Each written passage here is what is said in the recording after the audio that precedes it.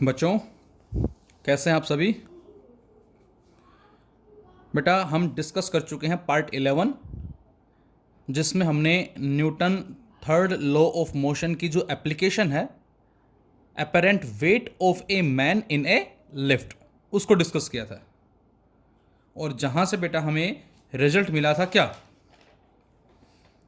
कि यदि lift accelerates कर रही है अपवर्ड डायरेक्शन में या फिर डाउनवर्ड डायरेक्शन में, तो उस केस में जो अपेरेंट वेट होगा वो या तो ज़्यादा होगा या कम होगा एक्चुअल वेट से, जिसमें हमें आंसर मिला था कि लिफ्ट एक्सेलरेट हो रही है अपवर्ड, तो उस केस में बेटा apparent weight greater than the actual wait. Actual wait हमने एग्जाम्पल लिया था 50 है और मास लिया था 5 किलोग्राम, ए हमने माना था 2, तो आंसर आया था कि रीडिंग जो मिलेगी बच्चों वो 60 की मिलेगी हमें। और यदि लिफ्ट नीचे जा रही है सेम एक्सेलरेशन से, तो जो रीडिंग है वो हमें 40 की मिलेगी। इसके अलावा बच्चों हमने और भी जो कंडीशंस हैं उनको भी डिस्कस किया था। And now we have the part 12। इस पार्ट 12 में बेटा हम स्टडी करेंगे how can we say that the second law is the real law of motion. कि न्यूटन के हमने 3 लॉ पढ़े हैं बेटा। फर्स्ट लॉ हमसे कहता है क्या, कि कोई ऑब्जेक्ट रेस्ट में है तो वो रेस्ट में रहेगा, और यदि वो यूनिफॉर्म मोशन में है अलोंग स्ट्रेट लाइन, तो वो अपनी उसी मोशन में ही रहेगा जब तक उस पर लगने वाला एक्सटर्नल फोर्स जो है वो क्या है बच्चों, जीरो है। वो अपनी स्टेट को खुद ब खुद चेंज नहीं करेगा। जबकि सेकेंड लॉ क्या था, कि मोमेंटम में टाइम के रेस्पेक्ट में जो चेंज आ रहा है वो डिपेंड करता है उस पर लगने वाले एक्सटर्नल फोर्स पे। और थर्ड हमारे पास था, for every action there is equal and opposite reaction. तो तीनों लॉज आपको समझ में आ चुके हैं। अब यहां जो हेडिंग है इससे समझने की कोशिश करें कि इसका मीनिंग जो है बेटा वो क्या होगा। Second law is the real law of motion. हमने न्यूटन के सेकंड लॉ को एक वास्तविक लॉ का नाम दिया है, एक रियल लॉ का नाम दिया है। ऐसा क्यों कहते हैं हम, why we can say the second law is the real law of motion. तो बच्चों इसका आंसर है कि बेटा जो न्यूटन के 3 लॉज हैं, first law, second law and third law, first second third, हम इस सेकंड लॉ की हेल्प से फर्स्ट लॉ को ड्रॉ कर सकते हैं। हम सेकंड लॉ की हेल्प से फर्स्ट लॉ को ड्रॉ कर सकते हैं, एज वेल एज हम सेकंड लॉ की हेल्प से थर्ड लॉ को भी ड्रॉ कर सकते हैं। तो सेकंड की हेल्प से फर्स्ट भी आ सकता है और सेकंड की हेल्प से थर्ड भी आ सकता है। और इस रीजन की वजह से ही बच्चों हमने कहा है क्या, कि सेकंड लॉ जो है बेटा वो एक वास्तविक लॉ है, या ये कहें वो एक रियल लॉ है। मतलब ये कि फर्स्ट लॉ और थर्ड लॉ दोनों के दोनों सेकंड लॉ के अंदर ही समाये हुए हैं, ये इस बात का मीनिंग होगा।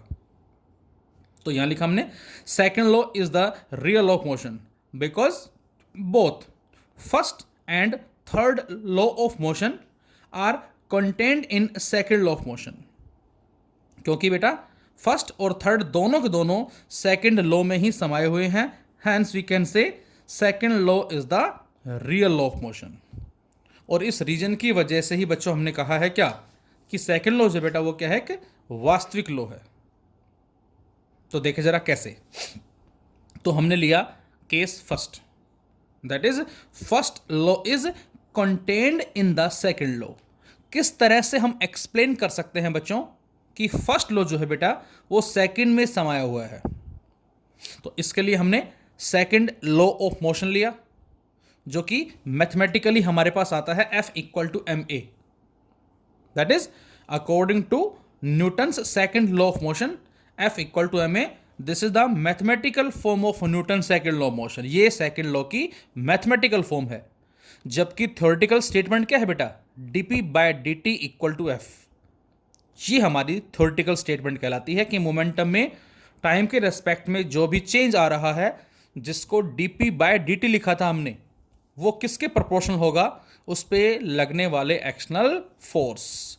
और फिर उस p को हमने m इंटू वी से रिप्लेस किया था बच्चों, तो हमें मिला था F बराबर ma। अब यदि हम कहें क्या कि सिस्टम जो हमने लिया है उसके ऊपर कोई एक्सटर्नल फोर्स काम नहीं कर रहा, if no external force acts on a system. अब बच्चों एफ जीरो है, फोर्स जीरो है, मतलब मास इनटू एक्सेलरेशन जो बच्चों वो जीरो होगा। मास बेटा एक स्केलर क्वांटिटी है, जो जीरो नहीं होगा a zero, that is acceleration zero. अब बच्चों एक्सेलरेशन जीरो है, इस बात के दो मीनिंग है। पहला मीनिंग क्या होगा, या तो ऑब्जेक्ट किस में है बेटा, रेस्ट के अंदर है, और जब रेस्ट में होता है then acceleration is zero. Second, acceleration zero की कंडीशन क्या हो सकती है बेटा, तो आंसर है the object is moving with a constant velocity. और कांस्टेंट वेलोसिटी का मतलब बच्चों ना तो मैग्नीट्यूड चेंज हो रहा है और ना ही डायरेक्शन चेंज हो रही है, और ऐसे पाथ को हम बोलते हैं straight line path with constant speed. ये इसका मतलब है। तो इसका मतलब ये हुआ बेटा कि यदि एक्सटर्नल फोर्स जो सिस्टम पे लग रहा है वो जीरो है, F zero, then M into A zero, mass is not equal to zero but A zero, and A zero having two meaning, either the object is at rest or the object in uniform motion along a straight line। और uniform motion along a straight line को हम दूसरे words में ऐसे भी कह सकते हैं क्या, कि ऑब्जेक्ट एक कांस्टेंट वेलोसिटी से मूव कर रहा है, और वेलोसिटी कांस्टेंट का मतलब है बेटा ना तो मैग्नीट्यूड चेंज हो रहा है और ना ही डायरेक्शन चेंज हो रही है। और जरा ध्यान से देखें ये स्टेटमेंट और ये स्टेटमेंट किसके बेटा, ये फर्स्ट लॉ की स्टेटमेंट है। फर्स्ट लॉ यही तो कहता है कि ऑब्जेक्ट रेस्ट में है तो रेस्ट में रहेगा, और यदि एक यूनिफॉर्म मोशन में है अलोंग ए स्ट्रेट लाइन तो उसी में रहेगा जब तक उसके ऊपर कोई एक्सटर्नल फोर्स काम नहीं करेगा। तो हम लेके चले सेकंड लॉ, और इससे आगे आ गया बेटा, इससे हमारे पास न्यूटन का फर्स्ट लॉ आ गया है। तो हम कह सकते हैं क्या, first law of motion is contained in the second law, कि फर्स्ट लॉ जो है बच्चों वो सेकंड लॉ में समाया हुआ है। इसी तरह से अब हमने लिया case second, third law is contained in the second law. अब हमें प्रूव करना है बेटा कि किस तरह से थर्ड लॉ सेकंड में समाया हुआ है। अब थर्ड लॉ के लिए एक्शन रिएक्शन चाहिए, उसके लिए हमने दो बॉडी कंसीडर की हैं बेटा, और इन दोनों बॉडी को हमने एक आइसोलेटेड सिस्टम एज्यूम किया। This is an isolated system. और बेटा आइसोलेटेड सिस्टम वो होता है जिस सिस्टम्स पे बाहर से कोई एक्सटर्नल फोर्स ना लगे, केवल ये दोनों आपस में फोर्स एक्सर्ट कर रहे हैं, एक्सटर्नली कोई फोर्स काम नहीं कर रहा। So we consider an isolated system in which we have two objects, और we can say two bodies A and B, which exerting a force on each other. FAB is the force exerted on A by B, and FBA is the force exerted on B by A. जितना बेटा B A पे force लगाएगी उसका equal and opposite B जो है वो भी A पे फोर्स एक्सर्ट करेगी, और इसकी वजह से A के मोमेंटम में जो चेंज आया वो कितना होगा, और इसकी वजह से B के मोमेंटम में जो चेंज आया वो कितना होगा। तो यही बात हमने यहां लिखी है, that is we consider an isolated system, that is a system on which no external force acts, in which we have two bodies A and B which are exerting a force on each other, that is FAB and FBA. Let dPA by dt denotes the rate of change of momentum of A. तो बच्चों जो force लगा बेटा ए पे B की वजह से, उसकी वजह से बच्चों हमने मान लिया क्या कि बॉडी ए के मोमेंटम में टाइम के रेस्पेक्ट में जो चेंज आता है उसको D P A vector by D T माना हमने। Similarly D P B vector by D T, this is the rate of change of momentum of B. ये बी के मोमेंटम में टाइम के रेस्पेक्ट में जो चेंज आया है बेटा ये वो है कब, जब ए फोर्स लगा रही है बी के ऊपर। अब सेकंड लॉ कहता है क्या, F equal to D P by D T, बोलो। तो यहां से लिख सकते हैं बच्चों हम F A B vector equal to D P A vector by D T, and F B A vector equal to D P B by D T, और ये वैक्टर।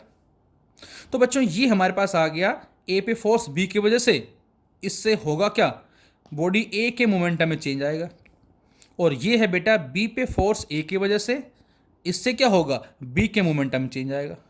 और ज़रा इन दोनों इक्वेशंस को आप ऐड कर दें। एडिंग, इसको सपोज मैं नाम डाल दूं फर्स्ट का और इसको मैं नाम डाल दूं सेकंड का। Adding above two equations. जैसे ही बच्चों हम इन दोनों इक्वेशंस को एडअप करते हैं तो हमें मिलता है बेटा F A B vector plus F B A vector equal to D P A vector by D T plus D P B vector by D T. और यहां से हम डी बाय डी टी को कॉमन ले सकते हैं, तो हमें मिलता है P A vector plus P B vector. ये आ गया। अब चूंकि ये हमारा एक आइसोलेटेड सिस्टम है बेटा, और आइसोलेटेड सिस्टम है उसका मतलब क्या है, इस पे जो एफ नेट है बेटा वो क्या होगा, जीरो होगा। और बच्चों जब एफ नेट जीरो होगा तो उस केस में D P net by D T क्या होगा बेटा, जीरो होगा। बोलो, तो इसका मतलब यदि एक्सटर्नल फोर्स जो लग रहा है नेट सिस्टम पे वो जीरो है, तो total change in momentum with respect to time is also zero. Momentum में टाइम के रिस्पेक्ट में कोई चेंज नहीं होगा। So if no external force acts on a system then rate of change of momentum must be zero. तो momentum में जो change आएगा टाइम के रेस्पेक्ट में बेटा वो क्या होगा, जीरो होगा। तो इस अबाउ इक्वेशन को बच्चों हम लिख सकते हैं F A B vector plus में F B A vector equal to zero, और we can say F A B vector equal to minus F B A vector. और बेटा ये बन क्या गया, ये हमारा बन गया न्यूटन का third law. For every action there is equal and opposite reaction. तो ये हमारा आ गया, that is Newton third law of motion. So we can say third law contained in the second law. और इसीलिए हमने कहा है बच्चों क्या, कि थर्ड लॉ जो है बेटा वो सेकेंड लॉ में समाया हुआ है। तो हमने यहां से सीखा, क्या सीखा, कि बेटा हम सेकेंड लॉ की हेल्प से फर्स्ट लॉ को भी ड्रॉ कर सकते हैं, यही बात हमने इसमें लिखी है। और सेकेंड लॉ की हेल्प से बेटा हम थर्ड लॉ को भी ड्रॉ कर सकते हैं, that is first law and third law can be drive from the second law. और इस रीजन की वजह से ही बच्चों हमने कहा है कि सेकेंड लॉ जो है वो एक वास्तविक लॉ का है, वास्तविक लॉ है, that is real law of motion है। तो ये हमारा कहलाता है second law is the real law of motion. तो बच्चों इस चैप्टर में ऑलमोस्ट हमारे टॉपिक्स कंप्लीट है। अब हमारा जो लास्ट आएगा नेक्स्ट वीडियो में जो हम डालेंगे, that is law of conservation of linear momentum with applications, या ये कहें उसके एग्जांपल्स। तो लास्ट हमारा टॉपिक आएगा कि law of conservation of linear momentum जो है वो हमसे क्या कहता है, और बड़ा ही इंटरेस्टिंग और बड़ा ही इंपॉर्टेंट कॉन्सेप्ट होगा बेटा ये। फिजिक्स में जहां भी कहीं हम फंस जाते हैं, दिक्कत महसूस करते हैं, वहां फटाक से हम इस कॉन्सेप्ट को यूज करके, किसको, law of conservation of linear momentum को यूज करके हम उस प्रॉब्लम को बिल्कुल सिंपल मैनर में सोल्व कर सकते हैं। तो ये हम सीखेंगे नेक्स्ट वीडियो में कि किस तरह से law of conservation of linear momentum जो है वो हमारा काम करता है, और उसकी डेली लाइफ में कौन कौन सी, या ये कहें किस किस तरह की एप्लीकेशन जो है बेटा वो एग्जिस्ट करती हैं। Thank you.